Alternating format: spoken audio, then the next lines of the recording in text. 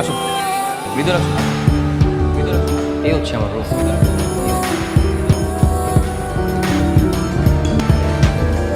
বসো প্লিজ, না, it's okay.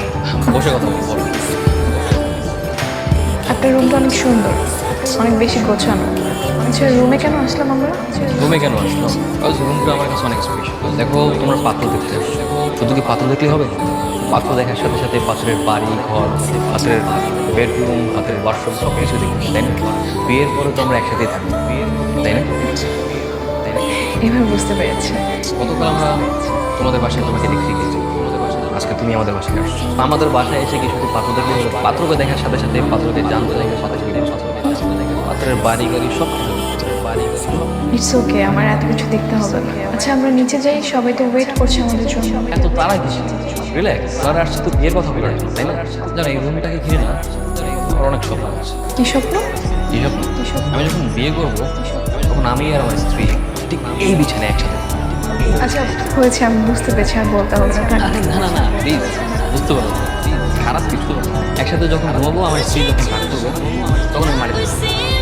আর আপনি যদি রাগ করেন তখন কি সে মাটিতে ফেলবে? না, সে কেন মারি দেবো? আমার স্ত্রী তো এই ঘরের রানী থাকে। রানী কি যখন মাটিতে ঘুমায়? আর আর তারপর আমি যখন সকালবেলা ঘুমিয়ে থাকবো, সে আমার জানালা ঠিক এইভাবে ঘুমাবে, যাতে ভোরের মৃদু আলোতে আমার ঘুম থাকে। ভোরের মৃদু আলো, আর তাতেও যদি ঘুম না ভাঙে, সে তখন চায়ের কাপে বাড়ি দিয়ে টুন টুন টুন টুন করবে, যাতে আমার ঘুম ভেঙে যায়। How cute. ভাইজান আপনি কি নিচে ডাকে? হ্যাঁ, চলেন না আমরা নিচে যাই। চলেন না আমরা নিচে যাই।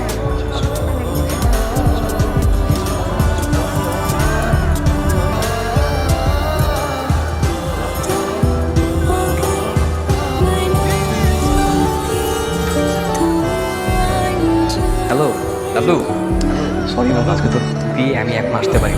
তোর এখানে আসা লাগবে না, এখানে খবর একদমই ভালো না। খবর ভালো না মানে কেন, কি হয়েছে? লেগে গেছে, বিয়ের আসর থেকে পালাই গেছে। আপনি পালাই গেছে মানে পালাইছে কার সাথে? কি করতেছিস এসব? পালাইছে কার সাথে? নাকি আগে একটা প্রেমিক ছিল, প্রেমিকার লোকে পালাই গেছে। তোর এখানে আসা লাগবে না। হাই হাই, তো মারাত্মক ঘটনা। আমার তো এখন বিয়ের কথা চলতেছে, আমি তো আমার পাত্রের ব্যাপারে কোনো কিছুই জানি না। থ্যাংক ইউ বন্ধু, থ্যাংক ইউ সো মাচ, তুমি ভালো সময় ফোন দিচ্ছ। আচ্ছা দাঁড়া, আমি তোর কিছুক্ষণ পরে ফোন দিচ্ছি।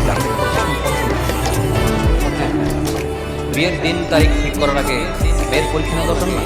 একটু পরীক্ষা নিতে। কিসের পরীক্ষা বাবাজি? যে মেয়ের সাথে সারা জীবন থাকবো, সংসার করবো, তাকে একটু বাজিয়ে দেখতে হবে না? এই, কি ফালতু কথা বলছিস তুই?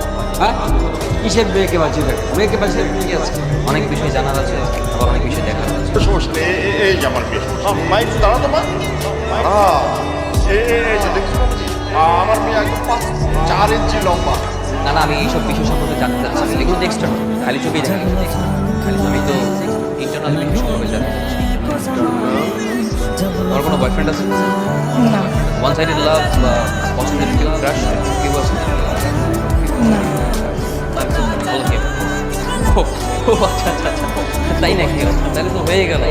আমার পরীক্ষা না শেষ, আপনার ছেলে দিন ঠিক করতে পারবে, কোনো সমস্যা নেই। ভাই শেখ, তাহলে আমরা দিনক্ষণটা ঠিক করে ফেলি।